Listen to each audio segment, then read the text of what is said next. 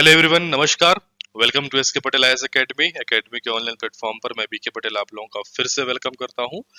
पिछले सेशन में हमने अलग अलग जो आपके एग्जाम आगामी होने वाले हैं, जैसे कि सब इंस्पेक्टर मेंस, एडीओ का एग्जाम, छात्रावास अधीक्षक का एग्जाम, शिक्षक भर्ती का एग्जाम, इन सभी के बारे में मैंने आपका चर्चा किया था। साथ ही मैंने आपको कहा था कि इन सभी एग्जाम के लिए मैं अलग अलग इंडिविजुअल सेशन लेकर के आऊंगा। इन सभी परीक्षाओं के बारे में अपन चर्चा करने वाले हैं, इनके पदों की संख्या के बारे में, संभावित तिथि के बारे में और एग्जाम की रणनीति के बारे में।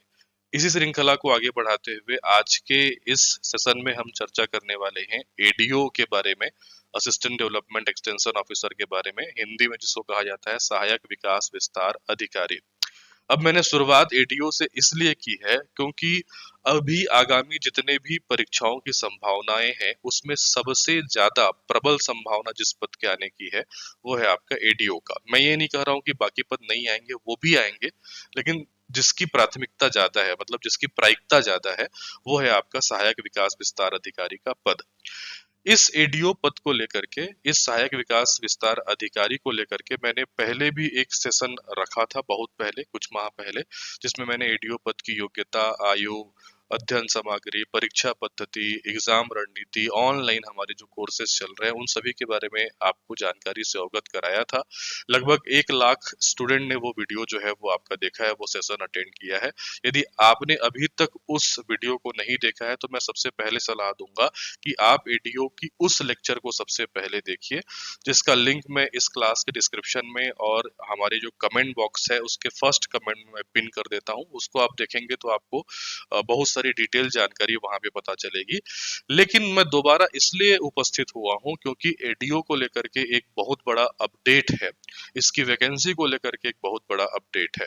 वो अपडेट है कि अब शीघ्र ही एडीओ की वैकेंसी आ सकती है।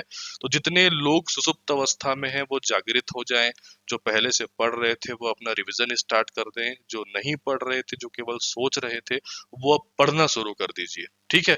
तो इस सेशन में हम किन किन बातों पे जो है वो आपका चर्चा करने वाले हैं। इस सेशन में चर्चा करने वाले हैं हम एडीओ पद की कुछ सामान्य बातों के बारे में, आयु, योग्यता, पाठ्यक्रम, परीक्षा पद्धति, कुल पदों के बारे में, अध्ययन सामग्री के बारे में, संपूर्ण तैयारी अर्थात हमारे ऑनलाइन कोर्सेज के बारे में, बुक्स के बारे में। ठीक है। उसको मैं थोड़ा सा आपको बताते हुए चलता हूँ। कुल संभावित पद मैंने यहाँ पे लिख दिया है 350 से अधिक। ये कैसे हो सकते हैं उसके बारे में भी मैं एक्सप्लेन करूंगा, प्रूफ के साथ आपको दिखाते हुए चलूंगा। पाठ्यक्रम के बारे में चर्चा करेंगे, परीक्षा पद्धति के बारे में चर्चा करेंगे, अध्ययन सामग्री बुक्स के बारे में चर्चा करेंगे, और सबसे अंतिम में मैं आपको बताने वाला हूँ हमारे कंप्लीट ऑनलाइन कोर्स के बारे में, और कुछ विद्यार्थी जो ऑप्शनल कोर्स लेना चाहते हैं उसके बारे में हम सबसे अंतिम में चर्चा करेंगे। तो चलिए हम शुरुआत करते हैं सबसे पहले एडीओ को लेकर के कुछ सामान्य बातों के बारे में, जिसमें सबसे पहली बात आती है योग्यता के बारे में। तो ये सभी बिंदुओं को मैंने कहा कि पहले सेशन में मैं एक बार बता चुका हूं, यदि आपने वो सेशन नहीं देखा है तो जरूर देख लें। मैं यहाँ पे क्विक आपको बताते हुए चलता हूँ। योग्यता की बात करें तो एडीओ पद के लिए जो न्यूनतम योग्यता चाहिए होती है वो होता है स्नातक। ठीक है। अर्थात ग्रेजुएशन जो है वो आपका मांगता है। ठीक है। किसी भी विषय में आप स्नातक हैं, चाहे वो आपका ऑनर्स डिग्री ही क्या क्यों ना हो, चाहे वो 3 साल का हो, 4 साल का हो, चाहे वो बीई हो, कोई भी स्तर के स्नातक हैं। ठीक है।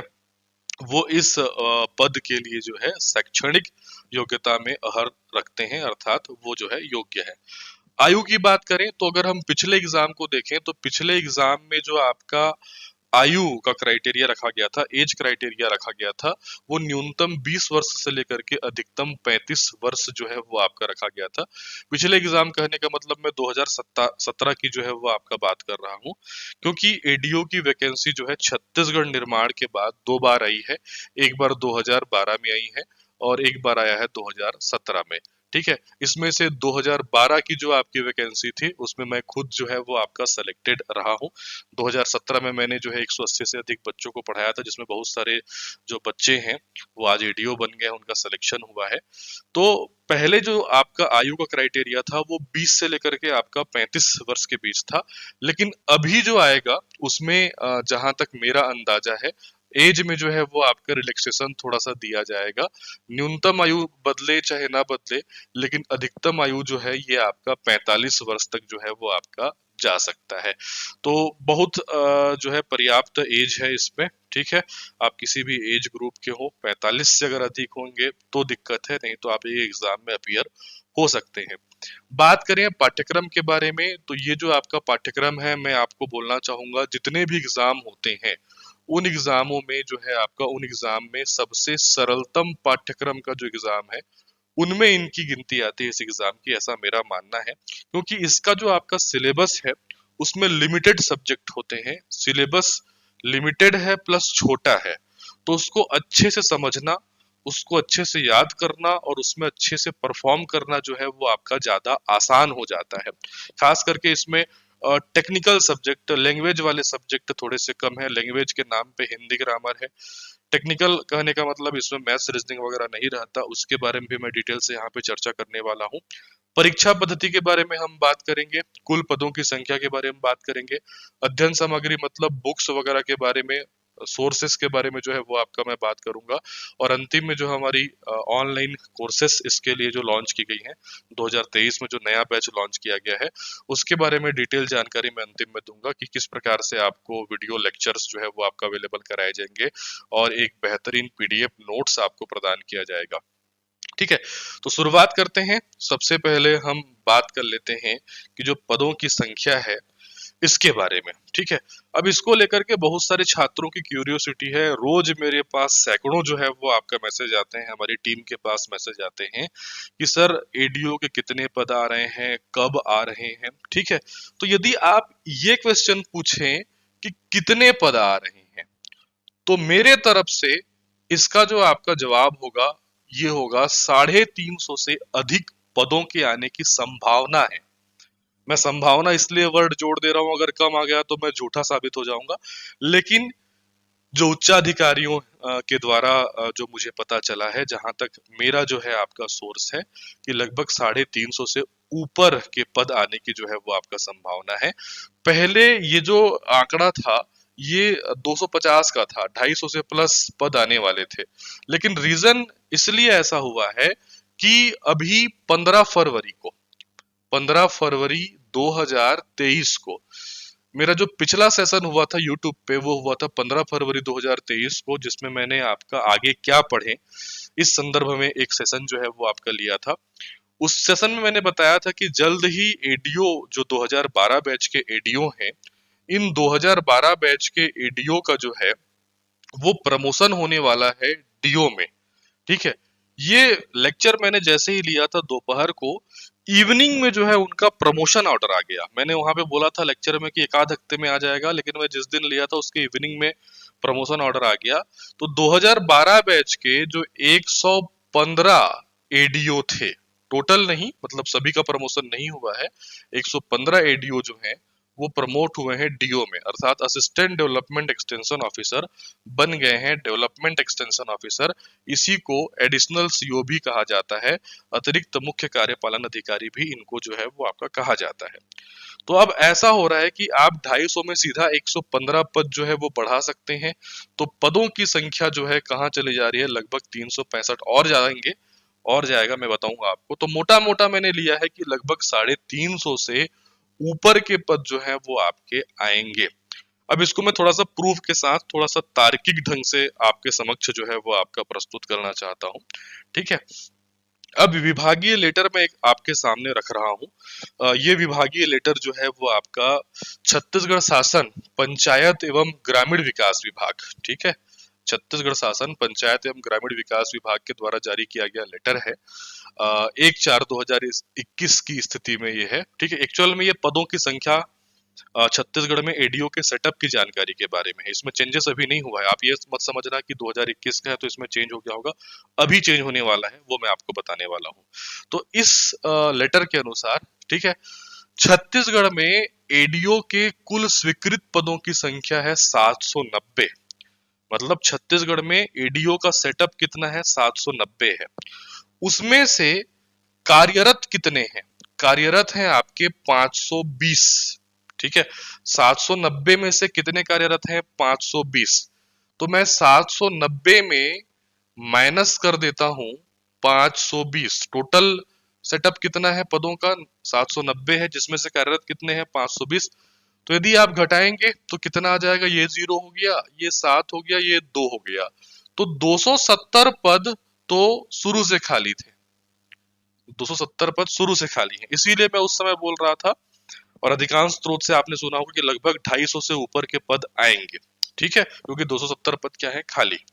अब मैंने कहा कि इसमें 115 लोग, ठीक है, इसमें से 115 लोग क्या बन गए हैं? डीओ बन गए हैं, ठीक है। अभी और प्रमोशन होना है ना, बाकी लोग परिभ्रमण सूची में है, अभी और होना है, ठीक है। लेकिन अभी जो हुआ है वो 115 लोगों का हुआ है, ठीक। तो 270 में आप यदि 115 जोड़ देते हैं तो ये चला जाता है 385 पद। तो खाली पद अभी कितने हैं एट प्रेजेंट, आज के डेट में, जब ये मैं सेशन ले रहा हूं उस डेट में 385 पद खाली हैं। और मैं ये कह रहा हूं कि एक लिस्ट और निकलेगा प्रमोशन का, तो ये 385 से लगभग 400 तक चला जाएगा खाली पदों की संख्या। लेकिन 400 पद खाली हो जाएंगे, इसका मतलब ये नहीं कि पूरा का पूरा 400 पद जो है विभाग के द्वारा निकाल दिया जाएगा। वित्त विभाग कितने पदों को स्वीकृति प्रदान करता है, ये भी जो है वो आपका मायने रखता है। और सभी पदों को एक साथ भरा जाएगा या नहीं भरा जाएगा, ये भी सरकार के निर्णय के ऊपर है, ठीक है। इसीलिए 400 होने के बावजूद एक लमसम आंकड़ा के रूप में, न ज्यादा न कम करते हुए, मैंने जो आपका डेटा आपके सामने प्रस्तुत किया कि भाई 350 से ऊपर के पद आने की प्रबल संभावना है। और ये छोटी मोटी संख्या नहीं है, अगर इतनी संख्या आ जाती है तो इतना पद न तो 2012 में आया था, इतना पद न तो 2017 में आया था। तो इस बार सबसे ज्यादा पद आने की संभावना है। अब आप एग्जाम का टाइम भी देख लो बेटा, छत्तीसगढ़ निर्माण से पहले इस एडीओ का एग्जाम हुआ था 1983 में, फिर उसके बाद 10 साल बाद एग्जाम हुआ 1993 में। तो ये दोनों डेट को तो आप छोड़ दो, आप में से अधिकांश लोग पैदा भी नहीं हुए थे इसमें, ठीक है। आप देखो छत्तीसगढ़ निर्माण के बाद कब हुआ है? 2012 में हुआ है। फिर 5 साल के बाद 2017 में हुआ है। अब 5 साल जोड़ोगे 2022-23 आता है, तो अगला संभावना 2023 में होने का बन रहा है। तो ये कुछ पद होते हैं ना, ये बहुप्रतीक्षित पद होते हैं, ये पीएससी जैसा नहीं है। हालांकि पीएससी में बड़े पद जरूर हैं, लेकिन पीएससी क्या रेगुलर होता है, हर साल होता है। आप एडीओ बनना भी चाहेंगे तो उसके लिए आपको देखो 4-5 साल वेट करना पड़ जा रहा है। जो सब इंस्पेक्टर बनना चाहते थे 10 साल उनको वेट करना पड़ गया, छात्रावास शिक्षक बनना चाहते हैं उनको भी 5-7 साल वेट करना पड़ गया। तो इसको चूकना नहीं है, अगर आप इसको चूक जाएंगे तो बनने की जो इच्छा अभिलाषा है आपका, तैयारी होने के बावजूद भी नहीं हो पाएगा। अरे पद आएगा तभी तो बनोगे ना एडीओ, तभी तो बनोगे ना एसआई, तभी तो बनोगे ना हॉस्टल अधीक्षक या टीचर, जो भी आप बनना चाहते हो, ठीक है। ऊपर से ये चुनावी वर्ष है बेटा, है ना, विधानसभा चुनाव इस साल होना है। तो सरकार का ये प्रायिकता रहेगा, ये प्राथमिकता रहेगा कि जितने भी अलग अलग विभाग में पद हैं उनको जो है वो आपका जारी करेगी। अभी भी बेरोजगारी भत्ता भी जारी हुआ है, तो युवाओं को तो आकर्षित करने का प्रयास किया ही जाएगा, खास करके बेरोजगार युवकों को। तो चुनाव से पहले इन पदों की, सभी पदों की, मैं एडीओ की बात नहीं कर रहा हूँ, एडीओ के ऊपर अभी चर्चा कर रहे हैं इस सेशन में, तो हम एडीओ के बारे में बात कर रहे हैं। अगला सेशन में एसआई मेंस का भी लेने वाला हूँ, छात्रा और शिक्षक का भी लेने वाला हूँ, और शिक्षक भर्ती का भी इस प्रकार से एक सेशन लेने वाला हूँ। सभी के पद आएंगे, फिक्स है। अब आप बोल दोगे इसमें क्वेश्चन व्हेन, कब आएगा सर, तो भूपेश बघेल जी भी इसको आंसर नहीं दे सकते, तो मैं क्या दूंगा, ठीक है। लेकिन आएगा, ये फिक्स है। और व्यापम की वैकेंसी ऐसी होती है ना कि आने के बाद आपको महीने 1.5 महीने का समय दे दिया तो बहुत है, उस समय आप कुछ नहीं कर पाओगे, खाली रिवीजन कर पाओगे। तो तैयारी आप अभी से चालू कर दो, शांत मत बैठो। अधिकांश लोग शांत हो गए हैं, पूरा पीएससी दिला करके, एसआई दिला करके आराम से छुट्टी मना रहे हैं। ठीक है, कुछ दिन छुट्टी मनाना जो है वो आपका सही रहता है, लेकिन अब लौटने का समय आ गया है, पढ़ने का समय आ गया है, क्योंकि अभी इतने सारे पद आएंगे, और इसमें से कोई एक पद में बेटा आप सेलेक्ट नहीं हो पाए ना, तो उसके बाद आप कम से कम तो 3 सालों के लिए भूल जाओ कि कोई वैकेंसी आएगी। रीजन, नया सरकार बनेगा या वही सरकार आएगा तो तुरंत कोई भी वैकेंसी नहीं आती। तो हर बार ऐसा होता है कि बीच में 2-3 सालों का पॉज पड़ जाता है, खास करके व्यापम की वैकेंसी को लेकर के। तो आप नहीं चाहेंगे कि आप उस समय को गुजारें। इससे अच्छा है कि अभी समय का सही सदुपयोग करें, ठीक है, और अच्छे से पढ़ें और आपका सेलेक्ट होने का जो है इसमें क्या करें, प्रयास करें, ठीक है। आगे बढ़ते हैं, चलिए, बहुत सारी चर्चाएं जो है वो आपका करने वाली हैं। पदों के बारे में जानकारी मैंने दे दिया, ठीक है। यहाँ पे 15/2/2023 का आपका ये आदेश है, जिसमें सहायक विकास विस्तार अधिकारियों को विकास विस्तार अधिकारी के पद पे पदोन्नत किया गया है। यहाँ पे मैं पूरा लिस्ट एक नजर में आपको दिखा देता हूँ। लगभग 115 लोग जो हैं वो बने हैं। आपको जूम करके मैं दिखाऊंगा तो ये दिखेगा, लेकिन इस लिस्ट को देख करके आप करोगे क्या? आप पहले बन जाओ, फिर इस प्रकार का लिस्ट जो है वो आपका देखते रहना, ठीक है। अब अपन बात कर लेते हैं आगे कि और क्या क्या चीजें जो है एडीओ के संबंध में आपको समझनी है, जाननी है। वो है आपका पाठ्यक्रम, ठीक है। कई बार बता चुका हूँ इसके बारे में मैं पहले भी। एक क्विक चर्चा यहाँ पे कर देता हूँ। जैसे कि मैं बार बार बोल रहा हूँ कि एडीओ का जो पाठ्यक्रम है वो बाकी जो एग्जाम होते हैं उसकी तुलना में थोड़ा सा क्या है, आपका स्मॉल है, या बोलना चाहिए लिमिटेड पाठ्यक्रम है, थोड़ा सा छोटा पाठ्यक्रम है। छोटा पाठ्यक्रम के साथ साथ थोड़ा सा नया पाठ्यक्रम है। जहां पर भी छोटा पाठ्यक्रम और हल्का सा नया पाठ्यक्रम होता है, वहां पे जो छात्र अभी अभी इस फील्ड में घुसे हैं, जो तैयारी करना शुरू किए हैं, उनके लिए इस प्रकार का सिलेबस बहुत फायदेमंद रहता है। रीजन ये है कि इस फील्ड में चाहे कोई 3 साल से हो, 4 साल से हो, 5 साल से हो, 10 साल से हो, सभी के लिए इस प्रकार का सिलेबस नया रहता है। इस प्रकार के सिलेबस को हर कोई रोज पढ़ता नहीं है। आमतौर पे एक प्रतियोगी छात्र क्या पढ़ते हैं? इंडियन जीएस पढ़ते हैं, भारत का इतिहास, संविधान, भूगोल, अर्थशास्त्र, विज्ञान, पर्यावरण वगैरह। छत्तीसगढ़ का सामान्य अध्ययन पढ़ते हैं, मैथ्स पढ़ते हैं, रीजनिंग पढ़ते हैं, हिंदी ग्रामर पढ़ते हैं, अंग्रेजी ग्रामर पढ़ते हैं, छत्तीसगढ़ी ग्रामर पढ़ते हैं, कंप्यूटर वगैरह पढ़ते हैं। वो ऐसे स्टैटिक सब्जेक्ट पढ़ते हैं जो हर एग्जाम में पूछे जाते हैं। लेकिन ग्रामीण विकास कौन पढ़ता है, आजीविका कौन पढ़ता है, ठीक है। ये तभी आदमी पढ़ता है जब इस प्रकार की वैकेंसी आती है। तो इसमें कोई भी नया पुराना खिलाड़ी जैसी कोई बात नहीं है कि मैं सर अभी अभी तैयारी करना शुरू किया हूं तो मैं कर पाऊंगा कि नहीं। बिल्कुल आप ही कर पाओगे, ठीक है। तो इसमें देखिए टोटल जो है आपका 5 पार्ट में इसका सिलेबस जो है वो आपका बटा होता है, 1, 2, 3, 4 और 5। इसमें जो आपका पहला पार्ट है, एक पार्ट जो होता है वो होता है पंचायती राज, क्योंकि ये जो पद है ये पंचायत एवं ग्रामीण विकास विभाग का ही है। तो पंचायती राज इसमें रहता है। याद रखिएगा, नगरीय निकाय से कोई प्रश्न नहीं रहता, ना ही नगरीय निकाय सिलेबस में है। इसमें रहता है आपका पंचायती राज व्यवस्था, ठीक है। 150 अंक का पेपर होता है जो 5 भागों में बटा हुआ है। 30 30 30 30 करके 5 भागों में बटा रहता है। तो 30 30 क्वेश्चन के 5 पार्ट हो जाते हैं, 150 क्वेश्चन, 150 अंक के, जिसमें से 30 क्वेश्चन 30 अंक के रहते हैं पंचायती राज व्यवस्था के। अब इसको 7 यूनिट में बांटा गया है सिलेबस में। 73वां संविधान संशोधन, पंचायती राज अधिनियम, त्रिस्तरीय पंचायती राज, ग्राम पंचायत कृत्य, ग्राम सभा, ग्राम पंचायत की स्थायी समितियां, उनके कृत्य और पंचायत सेक्टर की प्रमुख योजनाओं की जानकारी, ठीक है। ये जो पंचायत सेक्टर की प्रमुख योजनाओं की जानकारी है ना, ये एक्चुअल में ग्रामीण विकास विभाग की सभी योजनाएं हैं। तो ये पंचायती राज व्यवस्था का ये वाला जो आपका यूनिट है, इस ग्रामीण विकास के अंतर्गत भी आता है। तो कई जो है आपका सेम सेम हो गए हैं, आपको और ज्यादा पढ़ने की आवश्यकता नहीं है, ठीक है। तो जो भी पंचायती राज आप पढ़ते हैं छत्तीसगढ़ में, उसी को पढ़ना है। थोड़ा सा और इसको डीप पढ़ना पड़ता है, थोड़े ज्यादा क्वेश्चन जो है इसमें आपको देखने पड़ते हैं, ठीक है। पंचायती राज व्यवस्था के बाद दूसरा हिस्सा होता है आपका ग्रामीण विकास का। तो ग्रामीण विकास विभाग जो सिलेबस है उसको ग्रामीण विकास को 6 यूनिट में बांटा गया है, जिसमें ग्रामीण विकास विभाग की विभिन्न योजनाएं, उद्देश्य, जितनी भी योजनाएं हैं ग्रामीण विकास विभाग का, बहुत सारे सोर्सेज, बहुत सारे बुक जो है वो आपका मैं देखता हूँ मार्केट में, जो पुस्तक को मोटा करने के लिए किसी भी विभाग की योजनाओं को भर देते हैं। मैं आप छात्रों से ये आपका अनुरोध करना चाहूंगा कि एडीओ एग्जाम में नगरीय जो आपका प्रशासन है उसकी योजनाएं नहीं पूछी जाती, ना ही अदर किसी डिपार्टमेंट की योजनाएं पूछी जाती है। केवल और केवल रूरल डेवलपमेंट से, ग्रामीण विकास से जुड़ी हुई जो योजना है वही पूछी जाती है।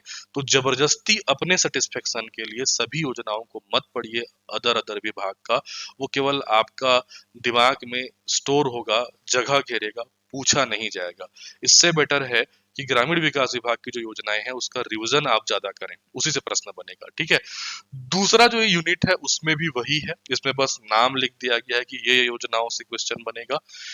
सोशल ऑडिट है तीसरे यूनिट में, सामाजिक अंकेक्षण चौथे यूनिट में, ग्रामीण विकास की योजनाओं में बैंकों की क्या भूमिका है, आरटीआई एक्ट 2005, सूचना का अधिकार अधिनियम 2005, वर्तमान में लगभग ये सभी एग्जाम में शामिल रहता है क्योंकि हर कार्यालय में लगभग लगभग सूचना का अधिकार अधिनियम लागू है और एक सरकारी अधिकारी के रूप में आपको इस अधिनियम का ज्ञान होना तो जरूरी है। ये भी कोई कठिन नहीं है, बहुत इजी रहता है। इकाई 6 है जल ग्रहण प्रबंधन उद्देश्य योजना है, वाटर सेट मैनेजमेंट के बारे में है इसमें। ठीक है, उसके बाद अगला है आपका आजीविका लिवलीहुड, इसको 7 यूनिट में जो है वो आपका बांटा गया है।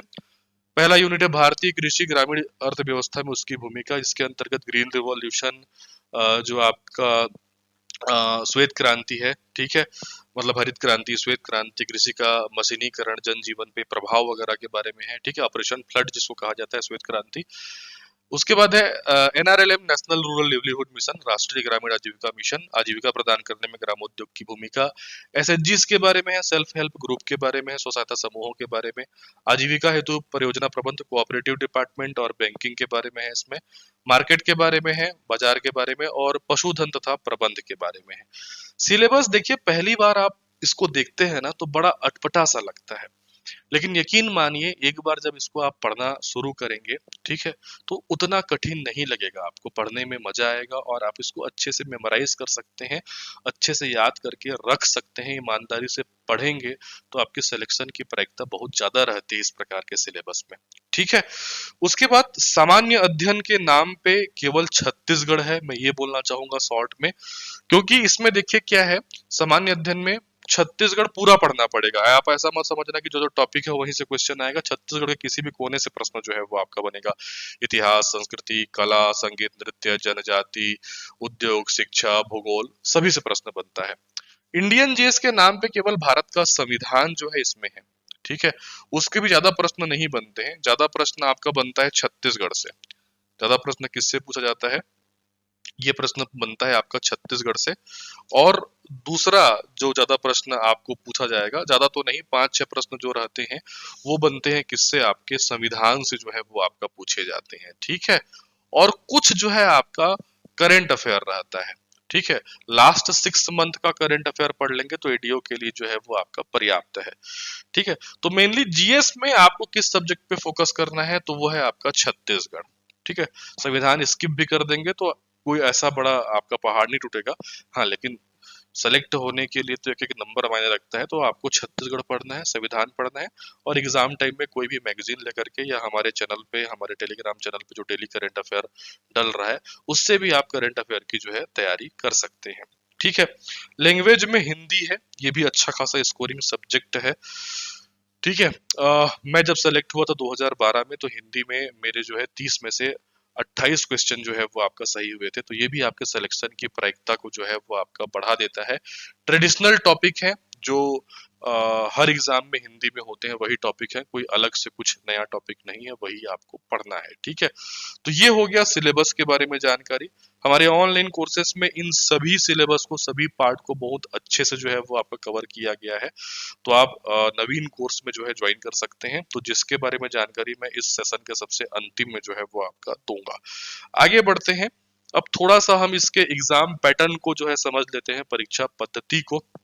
ठीक है, एक सामान्य व्यापक एग्जाम की भांति इसमें भी जो समय रहता है वो 3 घंटे का समय रहता है।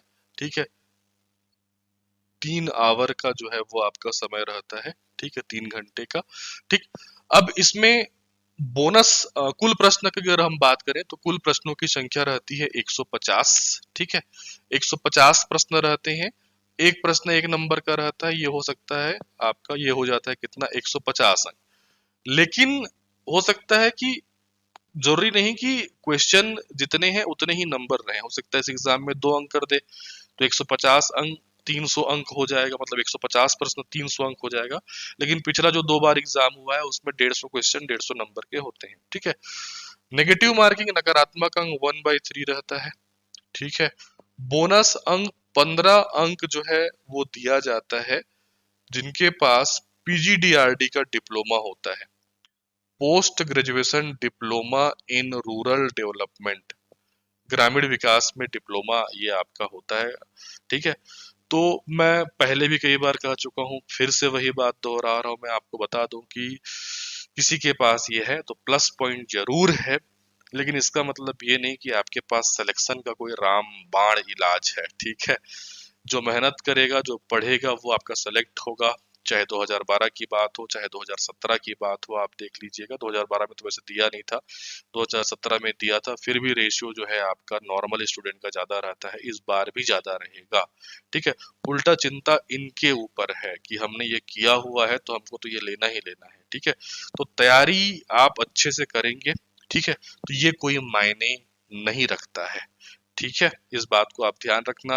जब एग्जाम हो जाएगा, जब सिलेक्शन लिस्ट बन जाएगा, तब भी मैं आपको बताऊंगा, देखिए पीजीडीआरडी वाले कितने हैं या कोई विशेष योग्यता वाले कितने हैं और नॉर्मल स्टूडेंट कितने हैं। पिछले बार दिया था शुद्धि पत्र जारी करके, इस बार देगा भी नहीं देगा इसका कोई भी चांसेस नहीं है ना। मैं पिछले बार दिया था ये बता रहा हूँ। ठीक है, उसके बाद देखिए, इसमें आगे अपन बढ़ते हैं। परीक्षा पद्धति समझने के बाद थोड़ा सा हम देख लेते हैं, ये सिलेबस को मैंने शॉर्ट कर दिया है। सामान्य अध्ययन में संपूर्ण छत्तीसगढ़ एवं भारत का संविधान पढ़ना है, लैंग्वेज में हिंदी ग्रामर पढ़ना है, और ये 3 पार्ट जो हैं, जो मेन पार्ट है, पंचायती राज व्यवस्था, ग्रामीण विकास और आजीविका। ठीक है, तो टोटल आप देखोगे तो कितना एरिया हो जाता है, 1, 2, उसके बाद ये 3, ये 4 और ये आपका 5। प्रत्येक पोर्शन से बराबर 30-30 क्वेश्चन बनेंगे, तो 5 गुणित 30 करोगे तो टोटल कितने क्वेश्चन हो जाते हैं, 150 क्वेश्चन। तो सभी पार्ट का जो है वो आपका बराबर महत्व है।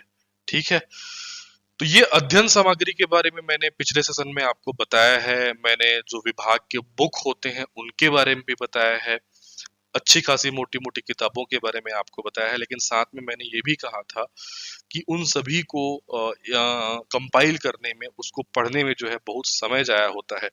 एक छात्र के लिए बेटर ये होता है कि कोई कंपाइल करके उसको दे दे, वो उसको चुपचाप पढ़ ले। ठीक है, तो एक लंबे समय से मैं इसके ऊपर जो है आपका कार्य कर रहा था, और वो जल्द ही जो है आपके सामने आने वाला है।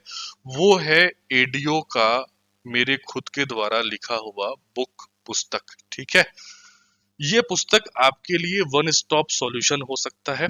इस पुस्तक को केवल और केवल एडीओ को फोकस करके जो है वो आपका डिजाइन किया गया है। ठीक है, खास करके इसमें ये जो 3 पोर्शन है जिसके लिए छात्र ज्यादा भटकते हैं, ये तो उनको मिल जाता है, ये भी उनको मिल जाता है। ठीक है, इसको ज्यादा फोकस किया गया है, पंचायती राज व्यवस्था, ग्रामीण विकास और आजीविका। ठीक है, तो ये पुस्तक बहुत ही जल्द, हो सकता है हफ्ते भर के भीतर, आपके नजदीकी पुस्तक दुकान में जो है उपलब्ध होगी। ठीक है, वो पुस्तक जैसे ही लॉन्च होती है, यूट्यूब सेशन के माध्यम से भी मैं उस पुस्तक की खासियतें मैं आपको बता दूंगा, कहाँ मिल पाएंगे उसके बारे में भी मैं जानकारी आपको दे दूंगा। बस अभी जो है वो आपका अंतिम चरण पे है, जल्द ही जो है वो आपका लॉन्च हो जाएगी। उस पुस्तक में हमने थ्योरी को तो शामिल किया ही हुआ है, पर्याप्त मात्रा में थ्योरी है, साथ ही साथ ढेर सारे इसमें हमने एमसीक्यू जो है वो आपके ऐड किए हुए हैं, वस्तुनिष्ठ प्रश्न जो है वो आपके ऐड किए हुए हैं। ठीक है, इसीलिए मैंने कहा कि ये आपके लिए वन स्टॉप सॉल्यूशन होगा। पुस्तक थोड़ी मोटी जरूर होगी, मोटी इसलिए है क्योंकि हम ये नहीं चाहते कि थ्योरी के लिए कोई आप अलग बुक पढ़ें, फिर वस्तुनिष्ठ के लिए अलग बुक पढ़ें। ठीक है, और उसमें फिर आप गलतियां खोजें, तो ऐसा नहीं है। ठीक है, हम मेहनत करके इसको एक ही साथ आपके सामने रखेंगे, तो जैसे ही ये आपका लॉन्च होता है वैसे ही मैं आपके सामने इसको जो है रख दूंगा।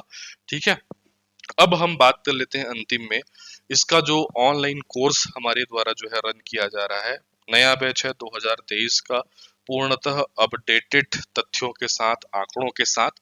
हालांकि आंकड़ों का ज्यादा खेल रहता नहीं है एडीओ के एग्जाम में, तो मैं इसकी सलाह नहीं देता कि ज्यादा आप डेटा रटने पे फोकस करो। हाँ, लेकिन नए नए जो आपके तथ्य हैं, नए नए जो योजनाएं हैं, उन योजनाओं से क्या क्या नया नया प्रश्न बन सकता है, इन सभी को फोकस करते हुए ये नवीन बैच जो है वो आपका शुरू किया गया है 20 फरवरी से। प्रवेश इसमें जारी है। 2 प्रकार के इसमें कोर्स बनाए गए हैं, एक है कंप्लीट कोर्स और एक है ऑप्शनल कोर्स। कई छात्र ऐसे होते हैं जिनको केवल ये 3 सेक्शन चाहिए रहता है, उसकी सुविधा भी हमने यहाँ पे दी है। जो कंप्लीट कोर्स है उसका फीस है 6,990 रुपए। ठीक है, जिसमें पूरा का पूरा एरिया जो है वो आपका कवर रहेगा, जितना पूरा सिलेबस है, ठीक है। और जो आपका ऑप्शनल कोर्स है उसमें जो तीन नए क्षेत्र हैं, पंचायती राज व्यवस्था, ग्रामीण विकास और आपका आजीविका, ये जो है उसमें इंक्लूड रहेगा। जो ऑप्शनल कोर्स है उसकी फीस रखी गई है 2,990 रुपए, न्यूनतम जो है आपका शुल्क रखने का हमने प्रयास किया है। हालांकि कई छात्र इससे भी सेटिस्फाई नहीं हो पाते। देखिए, मैं ये कहना चाहूंगा बेटा कि आपको तो ऑनलाइन कोर्स 100 रुपए में मिल जाएगा, 200 रुपए में मिल जाएगा। हर छात्र की अलग अलग परिस्थिति होती है, हर टीचर की अलग अलग परिस्थिति होती है, हर एकेडमी की अलग अलग परिस्थिति होती है, और अलग अलग क्वालिटी होती है। उसके आधार पर फीस तय किया जाता है। तो इस पे किसी प्रकार का आर्गुमेंट करेंगे वो सही नहीं है, ठीक है, मेरा ये मानना है। उसके बाद देखिए, जो कंप्लीट कोर्स है उसकी फीस रखी गई है 6,990 रुपए, ठीक। ये जो कंप्लीट कोर्स है, हमेशा की भांति हमारा जब भी कोई नया बैच लॉन्च होता है, कोई भी कोर्स हो, किसी भी एग्जाम का कोर्स हो, तो उस नए बैच में हमारे द्वारा जो है, जो आपके प्रथम 50 छात्र होते हैं, फर्स्ट 50 स्टूडेंट जो आपके होते हैं, उन प्रथम 50 छात्रों को सीधे तौर पे 1,000 रुपए छूट के साथ जो है वो प्रवेश दिया जाता है।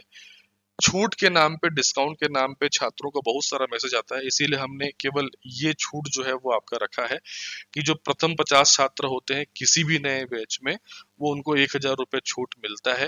अर्थात उनको ये कोर्स अवेलेबल होगा 5,990 रुपए में, जिसमें आपको हर टॉपिक के वीडियो लेक्चर के साथ साथ पीडीएफ नोट्स जो है वो आपका प्रोवाइड किए जाएंगे।